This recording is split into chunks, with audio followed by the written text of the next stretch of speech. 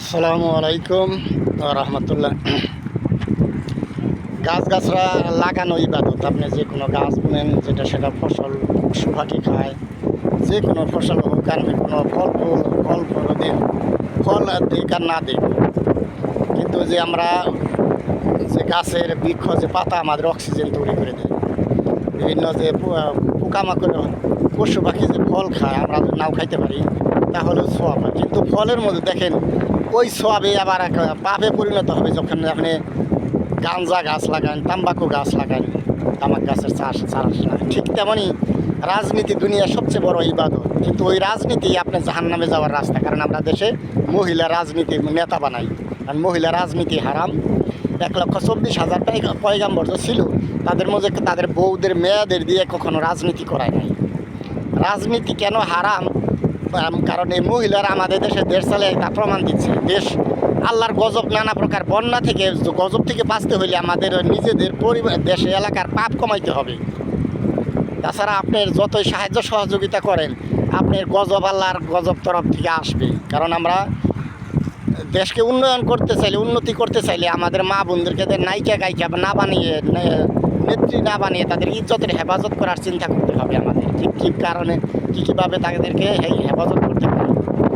কারণ ওই জাতি সফল হতে পারবে না যে জাতি শাসন ব্যবস্থা নারীর হাতে তুলে দেয়। তাহলে এটা কি, আমি কিন্তু বুখারী 10 নম্বর খণ্ডের 6618 নম্বর হাদিস ফিতনা অধ্যায় দেখবেন। আবার দায়ুস কাকে বলে? দায়ুস বিনা হিসাবে জাহান্নামী। যারা নায়িকা হয়, গায়িকা হয়, নেত্রী হয়, তিন ব্যক্তি দায়ুস। তখন আমরা দায়ুসকে সাহায্য করলে আমরা জাহান্নামে যাব, বিনা হিসাবে জাহান্নামী। তাহলে যে একটা মহিলা আমরা রাজনীতি করে, তখন আমরা সাপোর্ট দেই তাদেরকে ভোট দিয়া। কারণ আপনি ওই দলই করেন, অসুবিধা পুরুষদের রাজনীতি করান। দেশ যদি ধ্বংস করতে চান তাহলে মহিলাদের রাজনীতিতে নামাই দেন। আর যদি দেশের উন্নয়ন, মুনাফিক মুসলমান আছে নিজের স্ত্রী সন্তানকে পর্দায় রাখবে, আবার ভোট দিবে যাবে মহিলাকে। কারণ ইসলাম ধর্মে আপনি নিজের যেটা পছন্দ করবেন না, সেটা অন্যকে দ্বারা করানো যাবে না। তাহলে আমার স্ত্রীর সন্তান আমি পর্দায় রাখবো, আমি নায়িকাকে সাপোর্ট দিই, গায়িকাকে সাপোর্ট দিই, তাদের সিনেমা দেখি, গান বাজনার জন্য তাদের 24 ঘন্টা মোবাইলে দেখি, তাদের ইউটিউব চ্যানেলে তাদেরকে পয়সা কামাই করছি, আবার সিনেমা হলে গিয়ে দেখতেছি। আবার তেমনই ভোট দিয়ে আমরা এই যে আমাদের নিজেদের দ্বারাও দেশকে ধ্বংস করছি প্রত্যেকেই। কারণ আমরা রাজনীতি করে মহিলা দিয়ে, কিন্তু এটা হারাম কাজ। আফসোসের বিষয়, মুনাফিক মুসলমান আমাদের এইটা প্রথম ব্যাপারে এই মহিলা রাজনীতি বন্ধ করতে হবে। দ্বিতীয়ত দুর্নীতি বন্ধ করতে হবে। কারণ দুর্নীতি, আমরা মনে করি যে আমি সরকারি চাকরি করে ঘুষ খাইলে, সরকারি টাকা চুরি করলে আমি ও রাতারাতি বড় লোক হব। কিন্তু আল্লাহ তাআলা আপনার রিজিক সম্বন্ধে এককভাবে তাদের দোষ দেওয়ার, আমাদের মাঝে দোষ আছে। শিক্ষা ব্যবস্থায় 53 বছরে লেখা হয় নাই যে হারাম উপার্জনে কী ক্ষতি করে, রিজিক সম্বন্ধে লেখা হয় নাই। কারণ আপনি সরকারি চাকরি করে চুরি করেন, দুর্নীতি করেন, সরকারের টাকা লুটপাট করে দেশের বাইরে পাচার করেন, সরকারি কাজকর্ম করে দুর্নীতি করেন, আবার সরকারি চাকরি করে ঘুষ খান, এমপি মন্ত্রী হয়ে চুরি করেন, আর যে কোনো ব্যবসা বাণিজ্য দুর্নীতি করেন, আপনি যত হারামভাবে উপার্জন করেন, ওই যে দুনিয়া তৈরির 50,000 বছর আগে আপনার রিজিক লিখছে, তার চেয়ে 1 টাকা বেশি কামাইতে পারবেন না। তাহলে আপনি যদি বৈধভাবে হালালভাবে ইনকাম করেন, ওই টাকার পরিমাণ আপনার হাতে আসবে ইজ্জত সম্মানের সাথে। কিন্তু আফসোসের বিষয়, আমাদের শিক্ষা ব্যবস্থায় সেই শিক্ষা দেওয়া হয় না। রিজিক কাকে বলে, রিজিক কত প্রকার, 4 প্রকারের যে রিজিক আছে তার বর্ণনা নাই। হারাম উপার্জনে কী ক্ষতি করে তার বর্ণনা নাই। তাহলে মানুষ ধ্বংস হবে না কি হবে?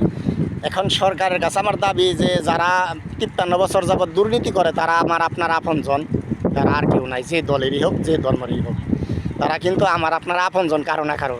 তাহলে তারা জাহান্নামে যাচ্ছে কি করে? হারামভাবে উপার্জন করার কারণে তারা জাহান্নামে যাচ্ছে। কারণ হারাম বা যে কোনোভাবে হারামভাবে অবৈধভাবে টাকা উপার্জন করলে তার ইবাদত কবুল হয় না। তার মানে কি? সে জাহান্নামের টিকিট কাটবে। কারণ এইটা জিনিসটা, যে দুইটা জিনিস শিক্ষার ব্যবস্থায় দেওয়া হতো, যে রিজিক সম্বন্ধে ধারণা, হারাম উপার্জনে কী ক্ষতি করে, রিজিক কীভাবে বৈধ, ইসলামে বৈধভাবে বৃদ্ধি করা যায়, এবং অপরাধের শাস্তির আওতায় আনা হতো। তাহলে অপরাধ করতো, তাহলে আপনার আপনজনগুলো জাহান্নামের টিকিট কাটতো।